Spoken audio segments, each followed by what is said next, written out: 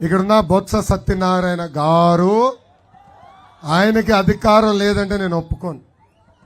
Senior మంత్రి, ముఖ్యమంత్రి నిలదీసే సత్తా ఉన్న వ్యక్తి ఎందుకు నిలదీయట్లేదో మీ అందరు తెలియాల్సిన అవసరం ఉంది. దానికి కారణం ఒక్కటే, ఆయన చేస్తున్న అవినీతి.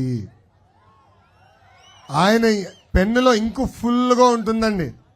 అవినీతి కోసం వాడతాడు తప్ప అభివృద్ధి కోసం ఏనాడు ఆ పెన్ను ఆయన వాడడు. బొత్స సత్యనారాయణ గారిని నేను సూటిగా ప్రశ్నిస్తున్నా.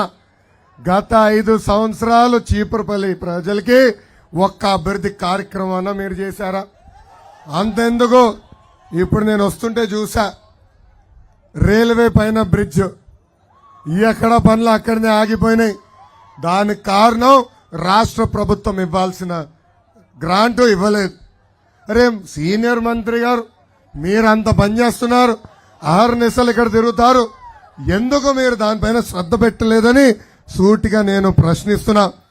బొత్స గారు డీసీసీబీ చైర్మన్గా చేశారు, ఎమ్మెల్యేగా చేశారు, ఎంపీగా చేశారు, మంత్రిగా చేశారు.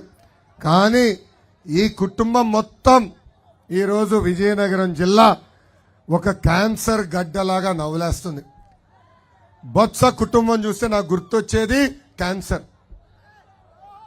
ఎట్లయితే నిరుపేద కుటుంబాలని క్యాన్సర్ నవలేసి వాళ్ళని ఇంకా నిరుపేదలోకి తోసేస్తుందో, అలా విజయనగరం జిల్లాని ఈ కుటుంబం ఒక క్యాన్సర్ గడ్డలాగా ప్రజలందరినీ పీడించి ఇంకా పేదరికంలోకి తోసేస్తుంది. అందుకే విజయనగరం ప్రజలకు నేను పిలిపిస్తున్నా, క్యాన్సర్ గడ్డ పోవాలంటే రేడియేషన్ ఇవ్వాల్సిన అవసరం ఉంది. ఈ క్యాన్సర్ గడ్డలాగా తయారైన కుటుంబాన్ని వచ్చే ఎన్నికల్లో బటన్ నొక్కి రేడియేషన్ ఇవ్వాలని ఈ సభాముఖంగా విజయనగరం ప్రజల్ని నేను కోరుతున్నాను. జనసేన ఇన్ఛార్జ్ వర్యులు ఒక ప్రశ్న వేశారు. తెలుగుదేశం పార్టీ అధికారంలో ఉన్నప్పుడు ట్రాక్టర్ ఇసుక 1000 రూపాయలు, అదే ట్రాక్టర్ ఇసుక ఇప్పుడు 5000 రూపాయలు ఎందుకు అయిందని. దానికి మీరు సమాధానం చెప్తారా బొత్స సత్యనారాయణ గారు అని ఈ సభాముఖంగా సూటిగా నేను ప్రశ్నిస్తున్నా. ఆర్ఈసీఎస్ ని ఎందుకు మీరు రాష్ట్ర ప్రభుత్వంలోకి విలీనం చేశారని ఈ సభాముఖంగా ప్రశ్నిస్తున్నా. అదేవిధంగా రిటైర్డ్ ఎక్స్ సర్వీస్ మెన్ భూములు, నిరుపేద కుటుంబాలకి సంబంధించిన భూములు ఎందుకు మీరు ఈరోజు కబ్జా చేశారని సూటిగా ప్రశ్నిస్తున్నా.